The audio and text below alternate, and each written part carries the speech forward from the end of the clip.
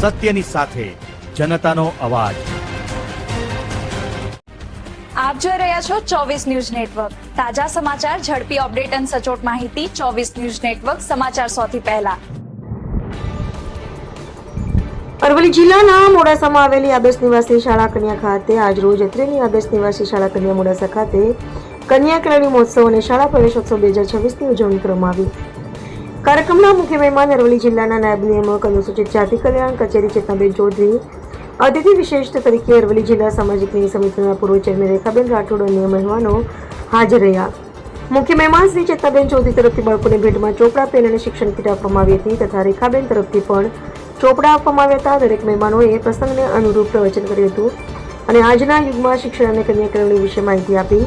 શાળાના આચાર્ય શ્રી પીએચ પટેલે મહેમાનોનું શબ્દોથી સ્વાગત અને બાળકોને શિક્ષણમાં રસપ્રદ બનાવવા તથા શિક્ષણનું જીવનમાં મહત્વ અને કન્યા કેળવણી પ્રવેશ વિશે માહિતી આપી। શાળાના તમામ સ્ટાફ હાજર હતો।